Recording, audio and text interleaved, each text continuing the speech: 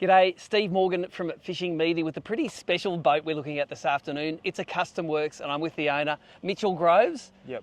Special story about this boat, mate. You made it yourself. How cool is that? Yeah, it's pretty awesome. Like, it was a long time coming. We spoke about it for a couple of years, and then we just got the funds together and had a crack. Had a crack. Well, Yeah. when you say had a crack, you're the guy on the welder and putting it together. How long did it take to put together?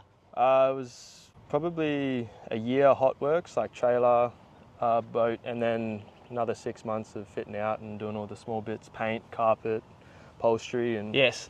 yeah. So tell us the story about it. What Customworks hull is it? It's a 6.1 Premier. Yes. So, and I kind of stole a few little things off the eliminators just to try and make it into the one. But the bench seat design is one of a kind. I Yes. kind of come up with that. Yep. And I had a few other mates that we talked about it, and then we kind of just You went for it. went for it, and everyone was like, "Oh, I don't know how that's going to work," and now everybody loves it. So They do love it. Yeah. You'll probably find it all appear in other Customworks boats, I'm sure. Yeah, that's it. Like most territory boats, this is a lot of seating at the rear of the boat at the most Yep. comfortable. You do a lot of kilometres on the water, and Yeah, we do. You do it very close to the engine. So one of the questions I had is, a big boat like this is a 250 standard CMS V8 Mercury. Yep. Why not the Pro XS? Noise, I think, was part of it, and Yep. I don't know. I think this is just a You like the look of it, don't you? Yeah, you like the look of the black definitely. motor. Yeah, for sure. You got a big console there that can hold all the electronics you want. But Yep. tell us about your standard fishing. You do a lot of comp fishing. You say it's hell bent till you get to the spot, 6 hours on the scope, and hell bent all the way back. That's it. It's just hammer down there, and then fish, and then hammer down back. And we've done 315 hours on it. Yep. And In what sort of time? In just over a year, was it? Yeah, you just said? over a year. Yeah, I'd say just a year. That's crazy that you've done so many, and that's a lot of comps back to back, and Yeah, that's a lot of scoping. Tell us what's up the front of the boat. What's your preferred live scope setup? We run Active 2 with the Yep, with the Lowrance. Pro, 16. So got one in the console as well, one at the front. We've got them linked up, so if whoever's not casting, they can go and sit back and watch what's going on. What's happening? Yeah. Tell us about the design of these boats. A lot of Southerners that might be watching this are thinking, what do you need all the high sides for? But tell us about crocodiles in the Northern crocodiles, and Territory. they are getting pretty bad over the last year. We had a few mates that have had crocs actually try and jump into their boats, and it's been pretty scary. So the high sides definitely. Yep, and none of these half transoms or anything they can crawl through. You want it to be a barrier, don't you? Yeah, that's it. You kind of want to feel as safe as you possibly can on the water, especially. Let's take the tournament side out of it. A social trip, what does it involve? What would be a standard social trip for you? It has to be at least 2 nights, because a boat this big, you pay for it. Doing one day is equivalent to doing 4 days on the water. It's the same expense, so we try and do a whole weekend when we can. And you'll camp on the boat? Yeah, we got a full tent for it and everything, so so awesome. It's pretty comfortable. Run us through some of the options that you put in there. I know that there are some we can see, but fridges, battery setups. Take us through some of the customisations. We got a 53 litre water tank in the front as well. Fresh for water. Fresh water. Yep. Got a fridge freezer. Got pretty much everything that you can think of. I can't think of anything else to put in it, honestly. Let's talk a little bit. The storage is unreal. Like Yep. you can fully pack everything in there, and you look in the boat, it looks like it's empty. And you don't have to leave anything at home. And everything's there.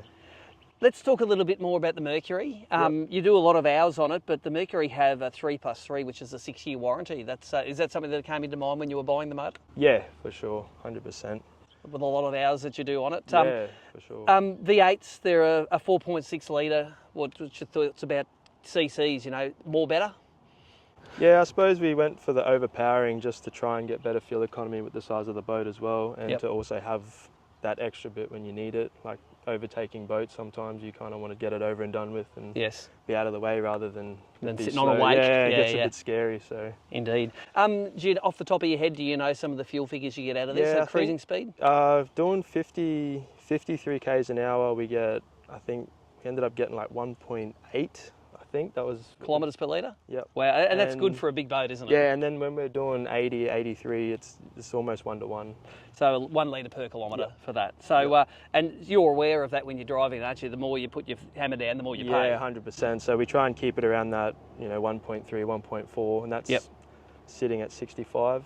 Nice. But even at your most economic cruising speed, 53 kilometres an hour, it's a fast cruising speed. Oh, 100%. Yeah. So a 17 pitch prop, it's it's a lot of boats. So you tow this with a standard big ute, no problems at all. Yeah. Yep. Awesome.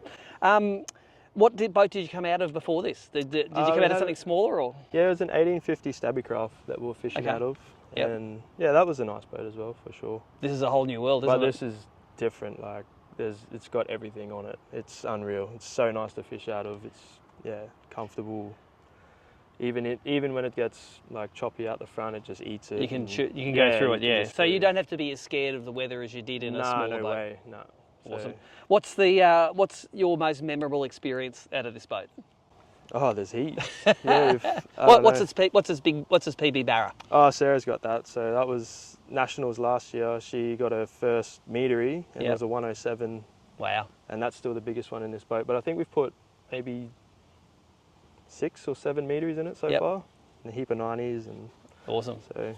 I assume that every spare moment you have, you spend in this boat out of the water around Darwin. Yeah, for sure, 100%. Especially long weekends come up, we just got to get out and therapy. One of the things about these Mercuries is they have a maintenance-free valve train, which means that a lot of you don't have the real super expensive service like you've had in other motors in the past. Yeah, yep. Did that come into your mind as you were buying it as well, like the ease of operating them and the and cost? Also the fellas at Precision, I'm pretty close mates with them, and I'm pretty close with Bondi. We grew up together, so I help him, he helps me.